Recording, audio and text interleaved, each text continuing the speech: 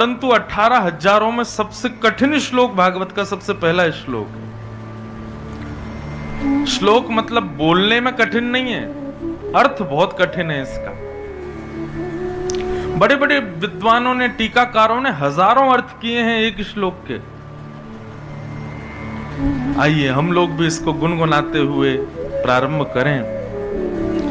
जन्माद्यस्य यतोऽन्वयादितरतः चार्थे स्वविज्ञस्वराट् तेने ब्रह्म हृदय आदि कवये मुह्यन्ति यत्सूरयः तेजो वारिमृदां यथा विनिमयो यत्र तृषगो मृषा धाम्ना स्वेन सदा निरस्तकुहकं सत्यं परं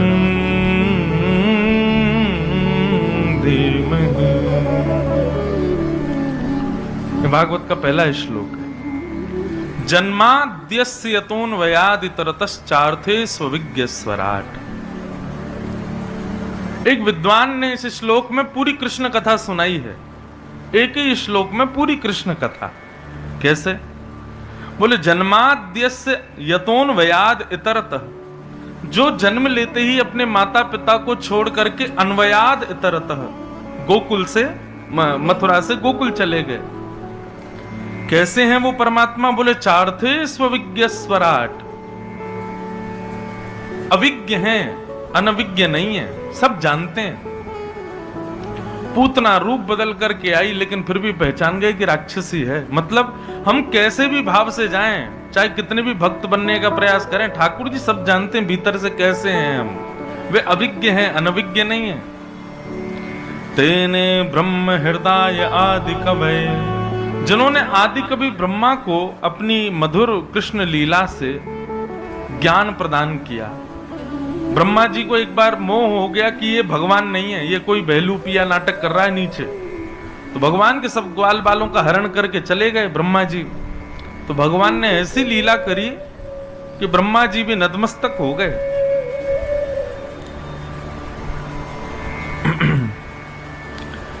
तेने ब्रह्म हृदय आदि कवये मुह्यन्ति यत्सूरयः, देवताओं के राजा इंद्र को जिन्होंने अपने नख पर गिरिराज धारण करके अपने चरणों में नतमस्तक कर लिया। तेजो वारि मृदाम यथा विनिमयो यत्र त्रिसर्गो मृषा, पृथ्वी, अग्नि, जल, वायु, आकाश, पंच तत्वों को जिन्होंने अपनी लीला से पवित्र किया। एक बार मुझसे किसी व्यक्ति ने पूछा इंटरव्यू में कि भगवान श्री कृष्ण की बाल लीला प्रेम के अलावा और किस चीज में व्यवस्थित होती है? सब लोग इसी बात को कहकर के शांत हो जाते हैं कि भगवान श्री कृष्ण ने अपनी बाल लीला से प्रेम को स्थापित किया, परंतु प्रेम के अलावा और क्या स्थापित किया जिससे मानव कल्याण हुआ हो? तो इसका उत्तर क्या है पता है? भगवान श्री कृष्ण पर्यावरण मित्र हैं। कौन है? पर्यावरण मित्र। देखो, यमुना में कालियानाग आ गया तो उसको शुद्ध किया, कालियानाग को भगा करके यमुना जी को पवित्र किया। कुंज निकुंजों में लीला करते हुए ठाकुर जी ने माने सबको बताया कि मंदिर से ज्यादा प्रिय मुझको ये लता वृक्ष वल्लरियां कुंज निकुंज हैं, इनकी सुरक्षा ज्यादा करो। हमें वृंदावन में हम रहते हैं लेकिन बहुत कष्ट होता है कई बार। जिन कुंज निकुंजों में ठाकुर जी की लीलाएं होती हैं, आज वो कहने को केवल निधिवन में और सेवा कुंज में विराजमान है, और कहीं कुंज निकुंज नहीं है। सबको काट करके हम लोगों ने बिल्डिंग बन बना दिया। वृंदावन नहीं है, बिल्डिंग बन हो गया है।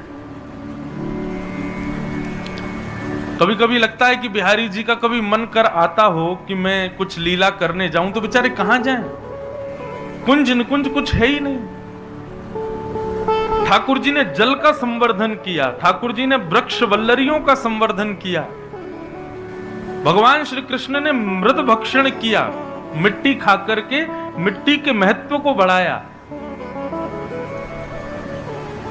जल संवर्धन, वृक्ष संवर्धन, मृद संवर्धन, फिर पर्वत को अपने नख पर धारण करके पर्वत संवर्धन।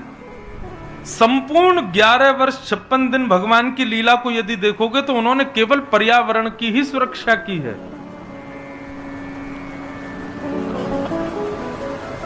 विश्वास मानिए, जिस प्रकार माला जपना भजन है, जिस प्रकार तिलक लगाना भजन है, जिस प्रकार परिक्रमा करना भजन है, जिस प्रकार यज्ञ हवन करना, ब्राह्मण भोज कराना भजन है, उसी प्रकार वृक्षारोपण करना, गंदगी साफ करना, अपने नगर को पवित्र रखना, स्वच्छ रखना, पर्यावरण की सुरक्षा देखभाल करना, यह भी भैया।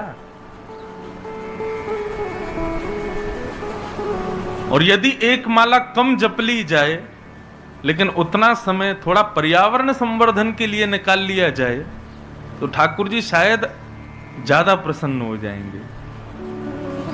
मैं तो लोगों से निवेदन करता हूं कि भैया वृंदावन आते हो, गुल्लकों में 500, 1000, 100 जितना भी डाल के जाते हो, अब की बार 10 रुपया कम डाल के आना और उस 10 रुपए का कोई पौधा, कोई बीज या कोई वृक्ष कुछ ना कुछ वृंदावन में लगा के आना।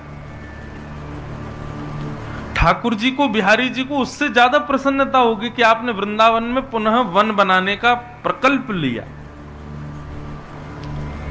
भक्ति का स्वरूप केवल नाम जप, तिलक स्वरूप आदि धारण करने से नहीं होता। मन में ऐसा विचार आए कि मैं भी वृक्ष लगाऊं वृंदावन में, ऐसे कोई जगह पौधे आदि लगाऊं, कल को वो बड़े हों तो उसके नीचे भी कभी श्यामा श्याम लीला करने पधारें, कभी उसका भी स्पर्श करें। हमारा कल्याण तो उसी में हो जाना है कि कभी श्याम सुंदर अपनी लीला करते करते उस वृक्ष का स्पर्श कर गए जो हमने अपने भाव से अर्पित किया था।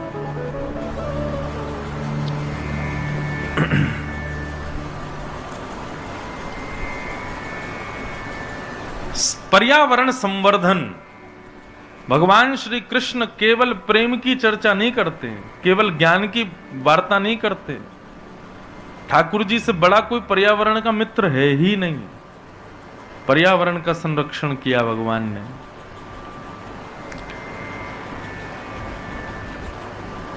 मुह्यन्ति यत् सूरयः, इंद्र को भी जिन्होंने अपने बाम हस्त पर इकन्नी उंगली पर गिरिराज धारण करके मोहित कर लिया। तेजो वारी मृदाम यथा विनिमयो, पृथ्वी जल अग्नि वायु आकाश, पंच तत्वों को जिन्होंने अपनी लीला से पवित्र किया। पृथ्वी को पवित्र किया मृद भक्षण लीला, जल को पवित्र किया कालियानाग मर्दन लीला, वायु को पवित्र किया तृणावर्त वध लीला, आकाश को पवित्र किया महाराज के द्वारा। प्रत्येक स्थिति को ठाकुर जी ने पवित्र करने का प्रयास किया। धामना स्वेन सदा निरस्त कुहकम सत्यम परम धीमहि। अपने संपूर्ण ज्ञान को उद्धव को प्रदान करते हुए जो अपनी लीला पूरी करके अपने स्वधाम को प्रस्थान कर गए, ऐसे श्री परम सत्य श्री कृष्ण को हम प्रणाम करते हैं, उनको वंदन करते हैं। ये तो मैंने एक अर्थ सुनाया एक श्लोक का। इस श्लोक के 1008 अर्थ हैं। पूरी राम कथा भी है इसमें, देवी भागवत भी है पूरी। इसका निर्गुण निराकार अर्थ भी है, सगुण साकार अर्थ भी है, सब कुछ विद्यमान है अकेली श्रीमद् भागवत के प्रथम श्लोक में। परंतु एक भाव मुझे बहुत अच्छा लगता है। भागवत के प्रथम श्लोक का प्रथम शब्द है जन्म। जन्माद्यस्य तोन्वयादितरतः। तो भागवत के प्रथम श्लोक का प्रथम शब्द है जन्म, और हमारा प्रारंभ भी है जन्म। तो स्टार्टिंग तो मैच होती है हमारी भागवत जी से, लास्ट मैच होता है कि नहीं। हमारा अंत क्या है? मृत्यु। और भागवत का विश्राम क्या है? नाम संकीर्तनम यस्य सर्व पाप प्रणाशनो, प्रणामो दुख समनस तम नमामि हरिम परम। भागवत जी का विश्राम है हरिम परम, हरि के चरणारविंद। मतलब जिस दिन आप बिहारी जी के श्री चरणों के परम उपासक बन गए, बस उसी दिन संसार समाप्त है आपके लिए। मृत्यु की प्रतीक्षा तो वो लोग करते हैं जो संसार के लिए जी रहे हैं, पर ठाकुर जी के लिए जो जीते हैं, जिस दिन ठाकुर जी उनको मिल गए, बस उस दिन से उनको कोई चिंता नहीं, बस उनका तो उसी समय इति है, उसी समय विश्राम है। उसके बाद अंत तो शरीर का होगा, बाकी आत्मा तो उसी दिन प्रस्थान कर जाती है। जिस दिन राधा रमन लाल जी के श्री चरणों से अत्यंत प्रीति हो गई, उसी दिन आप समाप्त हो, संसार के लिए आप समाप्त हो जाओगे। और ये बात हम बहुत हाथ जोड़ के निवेदन करके कह रहे हैं, ठाकुर जी को पाना है, पाना है, पाना है, ये भाव तो बहुत आते हैं मन में, लेकिन ये मार्ग कठिन भी बहुत है। क्योंकि ठाकुर जी के होने के लिए जब निकलोगे तो फिर और किसी के नहीं रह पाओगे। ना तो आप संसार के रह पाओगे, ना आप परिवार के रह पाओगे, ना किसी काम के रह पाओगे। ये बात आप निश्चित जान लीजिएगा। उदाहरण के रूप में मैं कितने नाम बताऊं? हमारे वृंदावन में तो प्रत्यक्ष किम प्रमाणम, प्रत्यक्ष भी उदाहरण मिल जाएंगे आपको। विदेशों से बड़ी बड़ी कंपनी को छोड़ छाड़ करके लोग वृंदावन आ जाते हैं। स्कॉन का एक बहुत बड़ा मंदिर बन रहा है मायापुर, बंगाल में, और उस मंदिर को बनाने में जैसी मुझे जानकारी प्राप्त हुई, 90% जो धन का संचय कर रहा है वो है फोर्ड कंपनी, जिसकी गाड़ियां चलती हैं। उस कंपनी का मालिक जो है, उसने 90% लागत लगाई है उस मंदिर को बनाने में, या पूरी लगा रहे होंगे पता नहीं, और वो पूर्ण रूपेण विरक्त हो चुके हैं। फोर्ड नामी कंपनी है, भारत में भले ही इतनी ज्यादा नहीं चलती, कभी अमेरिका कनाडा दुर्भाग्य से जाना पड़े तो वहां पे देखना, वहां तो दुनिया भर की गाड़ियां फोर्ड की चलती हैं। व्यापार में ऊंची बुलंदियां छू रही है वो कंपनी, लेकिन देखो भक्ति का ऐसा असर हुआ कि अब सब छोड़ छाड़ करके कृष्ण भगवान के श्री चरणों में अर्पित हैं। इसलिए गोपियों का एक भाव है ना गोपी गीत में, उसको एक संत बड़े सुंदर भाव से कहते हैं। गोपियां कहती हैं, तब कथामृतम तप्त जीवनम कवि भीरीडितम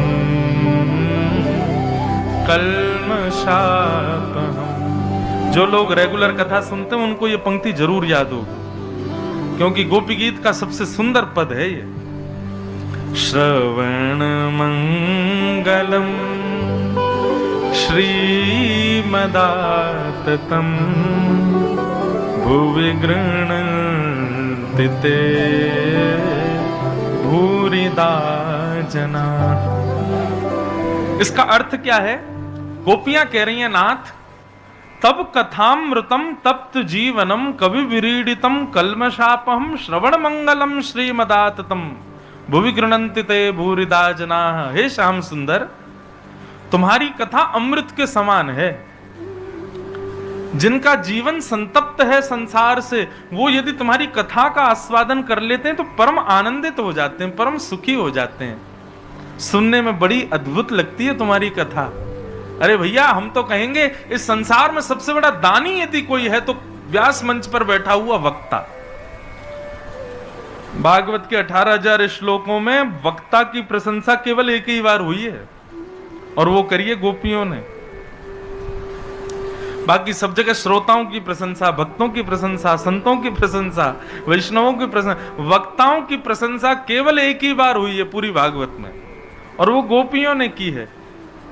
क्या कहती हैं गोपियां? बोले कि भैया सबसे बड़े दानी तो ये वक्ता हैं। क्यों? बोले परब्रह्म परमात्मा को शब्द की पुड़िया में बांध करके श्रोताओं को दे देते हैं। उस परब्रह्म को, उस जगदीश को शब्द की पुड़िया में बांध करके दे देते हैं। इनसे बड़ा कोई दानी नहीं है। कभी कभी ये बात कह के बड़ी खुशी होती है, लेकिन गोपी गीत के बाद एक गीत आता, उसका नाम है भ्रमर गीत। मां, भ्रमर गीत में सबसे ज्यादा गालियां भी गोपियों ने वक्ताओं को ही दी हैं। गोपियां कहती हैं, कन्हैया ये जो हमारी दुर्दशा हो रही है ना तुम्हारी याद में, इसमें तुम्हारा दोष नहीं है, तुम्हारी कथा गाने वाले वक्ताओं का है। इन लोगों ने मीठी मीठी चुपड़ी बातें बता बता करके हमको तुम्हारा प्रियतम बना दिया, तुम्हारे प्रेम में हमको विभोर कर दिया, और अब हम यहाँ तड़प रही हैं। हमें तो लगता है कि तुमने इन वक्ताओं को घूस दे रखी है कि तुम मेरी सुंदर कथाएं सुना करके सबको बावला कर दो, इसके बदले में तुमको वैकुंठ दे दूंगा, ऐसा गोपियां कहती हैं। परंतु एक वैष्णव इस श्लोक का क्या अर्थ निकालते हैं? तब कथामृतम तप्त जीवनम। हे कन्हैया, एक तो अर्थ है कि तुम्हारी कथा तपे हुए जीवन को आनंद कर देती है, परंतु एक भाव एक संत कह रहे थे, बोले भैया जिसने इस कथा को सुना उसका जीवन तप गया। क्यों? पत्नी छूट गई, घर छूट गया, व्यापार छूट गया, फैक्ट्री छूट गई, सब छोड़ छाड़ करके महाराज कहां चले गए? बोले वृंदावन में भजन कर रहे हैं, नाक से सिर तक तिलक लगा करके, और महाराज ना तन की सुध, ना वस्त्र की सुध, ना भोजन की सुध, ना श्वास की सुध, ना जल की सुध, बस राधे कृष्ण राधे कृष्ण राधे कृष्ण। कन्हैया ये तुम्हारी कथा की करामात है। भला भला जीवन जी रहा था बेचारा, बढ़िया पैसा आदि कमा रहा था, घर परिवार चला रहा था, लेकिन आपकी कथा सुनते ही सब छोड़ छाड़ करके वृंदावन चला गया। तप्त जीवनम, जीवन तप में हो गया। पर एक बात बताएं बंधुओं, जब आप किसी नैष्ठिक भक्त को देखते हो और देख करके सोचते हो इतना ये कैसे जी सकता है ऐसे, ना भोजन की सुध, ना वस्त्र की सुध, ना परिवार की सुध, ना काम की सुध, बस दिन रात भजन भजन करता है, ये कैसे जीता होगा ऐसे? वास्तव में हम संसारी हैं, इसीलिए हमको लगता है कि ये कैसे जी रहा होगा, पर उसकी स्थिति वो जाने, वो ब्रह्म सुख से भी ज्यादा सुखी है। ब्रह्मा भी इतना सुखी नहीं होगा जितना सुखी वो इस वक्त घूम रहा है। उसकी सुख की गणना ब्रह्मा भी नहीं कर सकता। हम संसारी हैं, इसीलिए हमें लगता है कि ये कैसे जी रहा होगा।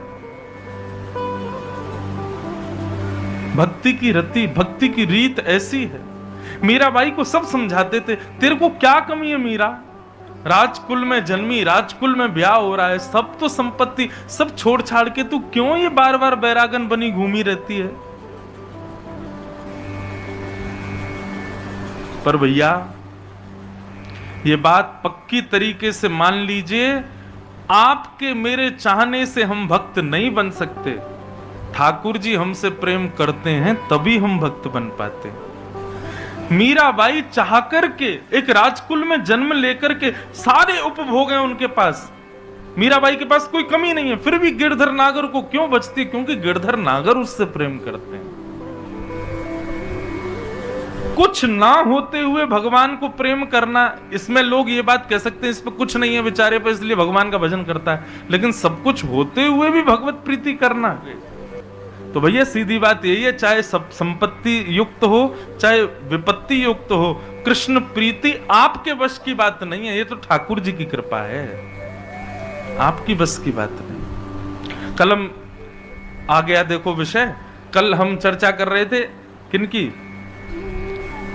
श्री रंग जी, रंगा जी जिनको कहते थे, यहीं दौसा जो जयपुर के रास्ते में पड़ता है, भरतपुर से जब जाते हैं तो दौसा में एक सरावगी हुए जैन व्यापारी, उनका नाम था श्री रंगा जी। उनका नाम तो वैसे श्री रंग जी था, पर रंगा जी कहकर के लोग बुलाते थे। तो रंग जी जो थे वो व्यापारी थे, उनकी दुकान में एक सेवक काम करता था। तो जो उनकी दुकान में लड़का काम करता था वो इतना पापी था, इतना दुराचारी था, जितना वेतन मिलता था उसको वो सब केवल व्यसन करने में, वैश्यागमन करने में, उल्टे सीधे काम करने में, अपनी इंद्रिय उपभोग करने में ही खर्च कर देता था। जिसका परिणाम ये हुआ कि उसकी जब मृत्यु हुई तो उसको नरक मिला, और नरक में भी साधारण नरक नहीं मिला, नरक में भी वो उसके पापों की जब लिस्ट यमराज ने देखी तो नरक में आने वाले पापियों का सरदार उसको बना दिया। वो तेरे भैया पाप इतने, तू तो इनको सरदार बनो रे, सरदार बना दिया। उसने कहा यमराज जी से मुझे क्या करना है? बोले यमलोक में पापियों को पकड़ के लाते हैं, तो कहां से कब किसको लाना है ये निर्देश तुम ही दोगे, तुमको संकेत मिला करेगा और तुम दूतों को भेजा करना। ठीक है। कभी कहीं से पापी उठवावे, कभी कहीं से। एक बार उसके पास में संकेत आया, बोले दौसा से एक पापी को लेके आना है। जैसे ही उसने दौसा नाम सुना, बोले अरे दौसा तो मेरी जन्मभूमि है, यहां मैं किसी दूत को नहीं भेजूंगा, यहां तो मैं ही जाऊंगा, अपने परिवार को देख आऊंगा और जिन सेठ जी ने मुझे धन देकर के मेरे सारे व्यसन पूरे किए उनको भी देख आऊंगा। तो वो पापी दौसा खुद आया एक पापी को लेने। उसने सोचा अभी समय है, उसकी मृत्यु 3:30 बजे होनी है, अभी तो 2 ही बजे हैं, तब तक क्या करें? बोले चलो सेठ जी को थोड़ा समझाए आते हैं। और वो सेठ जी के पास गया तो दुकान में कभी कोई वस्तु गिर जाए, कभी कुछ गिरे, तो उन्होंने कहा ये हो क्या रहा है? इतने में ही वो प्रकट हो गया। प्रकट हो तो सेठ जी बोले अरे भाई तेरी तो मृत्यु हो गई, तू कहां से आ गया? बोले रंग जी मैं तो आपको धन्यवाद देने आया, आपने मुझे बहुत वेतन दिया, मैंने आपका नमक खाया, परंतु आपके द्वारा मिले हुए धन से मैंने सारे गलत काम ही किए और उसका परिणाम ये कि मृत्यु के बाद में मुझे नरक मिला। रंग जी बोले भैया हमने तो तेरे नाम के नीचे स्वर्गीय लिखवाया था, हमें नहीं पता तू नरकीय बना है। बोले नरक तो मिला, लेकिन नरक में भी यमराज जी ने मुझे पापियों का सरदार बना दिया है, मैं इतना बड़ा पापी निकला।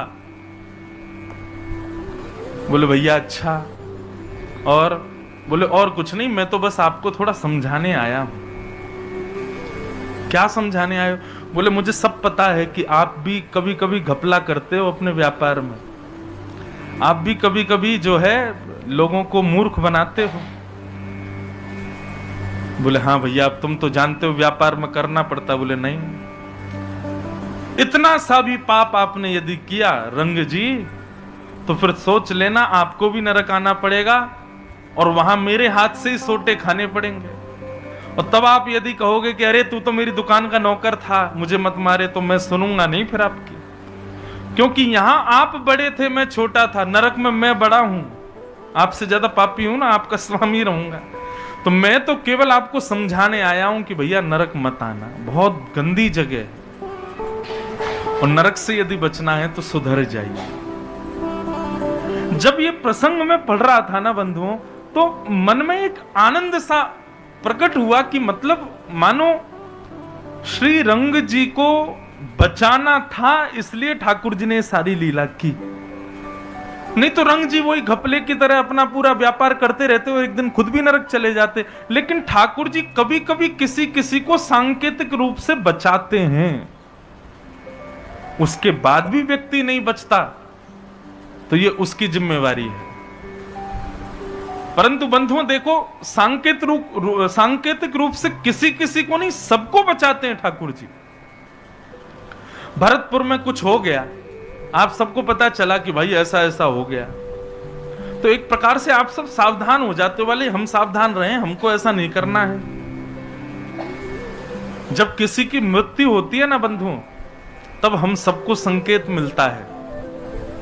इसने बढ़िया घर बनाए, खूब धन कमाया, खूब व्यापार किया, खूब गाड़ियां खरीदी, सब कुछ किया इसने जीवन में, लेकिन आज इसकी गति देखो, 4 लोगों के कंधे पर चढ़ करके जा रहा है।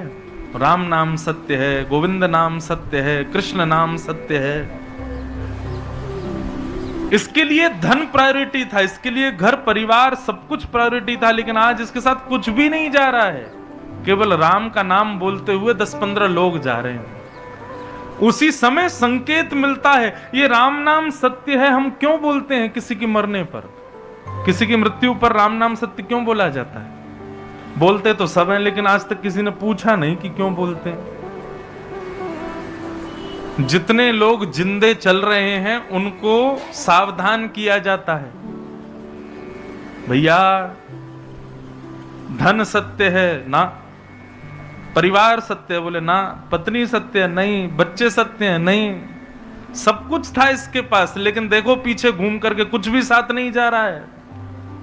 सब लोग एक ही नाम बोलते हुए जाते हैं, क्या? केवल राम नाम सत्य है। इसलिए भैया जितने जीवित लोग हो, अब सावधान हो जाओ, थोड़े से संभल जाओ, सुधर जाओ। अब राम के नाम का आश्रय ले लो। इसलिए राम नाम सत्य बोला जाता है। पूरे नगर में बोलते हुए जाते हैं। जितने जीवित लोग हैं भैया, घर के अटारियों से जो देख रहे हैं, सब सावधान हो जाओ। केवल राम नाम सत्य है, इसके साथ कुछ भी नहीं जा रहा है, केवल राम का नाम जा रहा है। सब राम आश्रित हो जाओ। अब होता क्या है, 2-4 दिन तक के लिए तो लोगों में वैराग्य आता है, उसको बोलते हैं मरकट वैराग्य। कौन सा वैराग्य? मरकट वैराग्य। एक होता शमशान वैराग्य, एक होता मरकट वैराग्य। ये शमशान वैराग्य कैसा होता है? किसी की मृत्यु के बाद 2-3 दिन तक रहता है। संसार बड़ा भैया ऐसा ही है। कल मेरे संग गया था, चाय पी रहा था रात में, बढ़िया था, बिल्कुल कुछ कर ही नहीं रहा था। यूं कह रहा था बेटी पढ़ के आ गई, उसका ब्याह करना है, सब करूंगा। देखो क्या भगवान की रीति, देखो सुबह ही चला गया। ऐसा वैराग्य सब लोगों के भीतर आता है जब किसी की मृत्यु होती है, लेकिन फिर भी संभलते कितने लोग? 4 दिन का वैराग्य, उसके बाद सब लोग वही करने लग जाते हैं जो वो करके गया है। संकेत हम सबको दिलाते हैं ठाकुर जी, पर हम संभलते नहीं। भगवान ने धन्ना जी वो दूत गया और जाकर के बोले कि रंगा जी आप संभल जाओ, ये घपलाबाजी सब बंद कर दो, नरक आना पड़ेगा नहीं तो आपको। रंगा जी ने पूछा, तेरा परिवार भी रहता है यहां पर, तू सबको छोड़ केवल मुझे ही ज्ञान देने क्यों आया? बोले क्या पता, ठाकुर जी की शायद इच्छा होगी। जब मैंने सुना कि दौसा से किसी को लाना है तो मैंने सोचा आपको बता चलूं कि संभल जाओ। बोले क्या, किसको लेने आए हो? बोले एक बंजारा रहता है 3री गली नंबर में। बोले हाँ, वो भी बड़ा दुष्ट है, मेरे जैसा ही पापी है। अच्छा, उसको बनाया पापी मैंने ही था, मेरे संग ही रहता था वो, उसी को लेने आया हूं। बोले वो तो बढ़िया घूम रहा है, उसको तो कुछ नहीं। बोले नहीं, वो अभी बैलगाड़ी लेके जाएगा, उसको बैल पागल हो जाएगा और बैल जो है सींग मारेगा, उस सींग के हृदय में जाते ही उसकी मृत्यु हो जाएगी। उसके सींग पे जाके मैं बैठूंगा, अभी समय हो गया। इतने में ही वो गया, सामने से देखा वही बंजारा आ रहा था, उसका बैल अचानक से पागल हुआ। बैल को संभालने के लिए जैसे ही आगे आए तो बैल ने अपना सींग मारा, उसका हृदय विदीर्ण हो गया और उसकी मृत्यु। बस ये दृश्य देखते ही रंग जी तो संभल गए। उसी दिन से उन्होंने अपना भजन बढ़ा दिया और इतना भजन किया, इतना भजन किया, तुरंत गुरु आश्रित हो गए। श्री रामानंदाचार्य जी के वंश शिष्य परंपरा में जाकर के उन्होंने दीक्षा ले ली। व्यापार करते थे लेकिन कृष्ण नाम, राम नाम और भगवत नाम गाते हुए करते थे। छल कपट बाजी ये सब कुछ छोड़ दिया उन्होंने। और एक बात बताएं, भक्ति यदि परिपूर्ण रूप से जीवन में आएगी ना तो सब छोड़ना नहीं पड़ेगा। ये छल कपट बाजी सब अपने आप छूट जाएगी। जो भक्ति युक्त नहीं है उसको समझाना पड़ता है कि भाई ये गलत काम है, इसको छोड़ दो। भक्ति युक्त होते ही छोड़ना नहीं पड़ेगा, अपने आप छूटेगा। मैं अपनी कथाओं में कहा करता हूं, नित्य तिलक लगाने वाला व्यक्ति, नित्य हाथ में कंठी माला रखने वाला व्यक्ति, नित्य धोती पहनने वाला व्यक्ति, उसको भगवान मिलेंगे ये जरूरी नहीं, पर गलत कामों से अपने आप बचता हुआ चला जाएगा। ये तिलक, ये कंठी माला, ये स्वरूप ये बचाता है दूषित कर्म करने से। बाहर लगी हो यदि गोलगप्पे की दुकान, आप जाके खा सकते हो, मैं नहीं खा सकता। मैं यदि गोलगप्पे की दुकान पर खड़ा भी हो गया, 4 लोग खड़े और हो जाएंगे, गोलगप्पे वाला भी सोचेगा आए आए पंडित जी गोलगप्पे खाओगे। क्यों? स्वरूप से ही उसको लगेगा कि ये कैसे आ सकते हैं। तो कई जगह दूषित स्थानों पर जाने से आपका वैष्णव स्वरूप ही आपको रोकेगा। भक्ति का मतलब केवल भगवत प्राप्ति ही नहीं होता बंधुओं, भक्ति का मतलब जीवन में सुधराव भी होता है। भक्ति जब जीवन में आती है तो आप सुधरने का प्रयास करोगे नहीं, अपने आप सुधर जाओगे।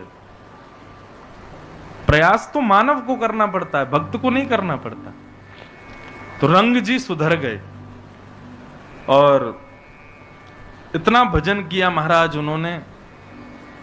बड़ी सुंदर उनकी पूरी लीला कथा बताई जाती है। एक बार रात्रि में उनके बेटे को भूत दिख रहे थे।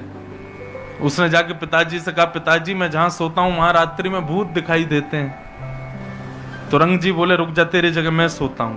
तो बेटे की जगह रंग जी सो गए। रात्रि में जैसे ही भूत आया, तुरंत महाराज हाथ में जल लेकर के राम नाम से उसको मारने लगे। इतने में ही प्रेत प्रकट हो गया। बोले, भगवान मैं आपकी कृपा पाने के लिए आ रहा हूं। बोले, क्या कृपा चाहिए? बोले, आपने इतना भजन किया है, आप इतना भगवान का स्मरण करते हो, आप में इतनी सामर्थ्य है कि आप प्रेतों को मुक्त कर सकते हो। बोले, कैसे? बोले, आप एक बूंद जल अपने चरण में डाल दीजिए और आपके चरण का छुपा हुआ वो एक बूंद जल मुझ पर छिड़क दीजिए। रंग जी ने जैसे एक बूंद जल अपने चरण से छुपा के उस पर छिड़का, इतने में ही शंख चक्र गदा पद्म चतुर्भुज रूप धारण करके भगवत धाम को प्रस्थान कर गया। तब रंग जी को समझ में आया, भजन केवल मेरा कल्याण नहीं कर रहा है, मेरे भजन से ना जाने कितनों का कल्याण होगा। आपका भजन करना, आपका भक्ति करना केवल आपका कल्याण नहीं होगा, उससे ना जाने कितनों का। कहते हैं भैया, जब कोई भक्त प्राण त्यागता है और उसका अंतिम संस्कार किया जाता है ना, तो अंतिम संस्कार में उसकी चिता से निकलने वाली लपट और धुएं से भी आसपास में जितनी भी प्रेतात्माएं हजारों वर्षों से भटक रही हैं, वो सब उसके शरीर से निकलने वाली तेज से, भजन के बल से मुक्त हो जाते हैं। भजन केवल आपका कल्याण नहीं कर रहा है। मान लीजिए कि आप 2 माला रोज करते हो और माला करने के बाद आप नगर में जाते हो, तो आपकी दृष्टि जिस पर पड़ेगी उसका एक एक पाप नष्ट होता चला जाएगा आपकी माला के प्रभाव से। भजन करना तो सबसे बड़ा सत्कर्म है संसार का। हम क्यों कहते हैं कि भाई संतों को प्रणाम करो, संत एक बार हमारे घर आ जाएं, संतों की दृष्टि हम पर पड़ जाए? क्यों? क्योंकि उनका भजन इतना है, उनकी दृष्टि मात्र से हमारा कल्याण हो जाने वाला है। इसलिए जो लोग आजकल प्रामाण्यवादी लोग हैं ना, वो लोग कहते हैं कि अरे आप दुनिया के लोगों को कहते हो भजन करो, अरे कर्म करने का उपदेश किया करो। मैंने कहा भाई अभी इस फिलॉसफी को तुम जान नहीं पाओगे। भजन का मतलब केवल भगवत प्राप्ति नहीं है, भगवत प्राप्ति तो मुख्य उद्देश्य है ही। मेरे पूज्य नाना जी पंडित श्री कृष्णलाल शास्त्री जी, वो भी भागवत के वक्ता थे, इतनी सुंदर बात कहते थे। वे कहते, लाला तेरे पिताजी, तू या फिर मैं, हम लोग भागवत के वक्ता बने हैं, इसमें पता है हमारे पूर्व जन्म का कितना पुण्य है? मैंने कहा नाना जी कितना पुण्य है? बोले, लाला श्री सूरदास जी, मीराबाई, तुलसीदास, रैदास, ये सब भक्त, ये कभी राह पे चल रहे होंगे और उसी राह से पूर्व जन्म में मैं, तू, हम लोग भी साधारण मानव की तरह घूमते हुए जा रहे होंगे, और तभी सूरदास, तुलसीदास, मीराबाई जैसे भक्तों ने हमको एक बार देख लिया होगा। उनकी एक बार दृष्टि का यह प्रभाव हुआ कि अगले जन्म यानी कि इस जन्म में हम वक्ता बन करके आए। हम पर ठाकुर जी की इतनी कृपा है कि हम उनकी कथा सुना पा रहे हैं। केवल इतना पुण्य है कि एक भक्त ने हमको पूर्व जन्म में देखा और उसका परिणाम यह हुआ कि इस जन्म में हम भगवत वाणी सुना पा रहे। जब नाना जी ने ये बात मुझे बताई तो मेरे रोए रोए खड़े हो गए। बोले कि उनकी चरण सेवा तो बहुत दूर की बात है, उनकी सेवा, उनकी चरण सेवा, उनका सत्संग हमने नहीं सुना होगा, बस राह चलते ऐसी गलती से उनकी दृष्टि हम पर पड़ गई होगी, उसका परिणाम है ये। सोचो, आप सब भी यहां बैठ के कथा सुन रहे हैं, मतलब आप सब पर भी आपके पूर्व जन्मों में कभी ना कभी किसी भक्त ने कृपा की होगी, कभी देख लिया होगा, कभी हाथ फेर दिया होगा, अपना प्रसाद दे दिया होगा, कुछ ना कुछ तो कृपा हुई है। उसी का परिणाम है कि हम आप सब श्रोता और हम वक्ता बन के यहां बैठे हैं। इसलिए भैया भजन करना प्रारंभ करो, ठाकुर जी का नाम गुणगान करना प्रारंभ करो। क्यों? उससे केवल आपका नहीं, आप जिसको देखोगे उसका कल्याण होगा, उस पर कृपा होगी। सत्संग का मतलब केवल प्रवचन सुनना नहीं होता। सत्संग का मतलब जो भजन करे हम उसके संग रहें, उसका प्रभाव हम पर पड़ेगा। तो श्री रंग जी ने जब ये देखा तो देख करके बड़े आनंदित हो गए, बोले जय हो भैया, हमारे भजन से इतना कल्याण हो रहा है प्रेतों का।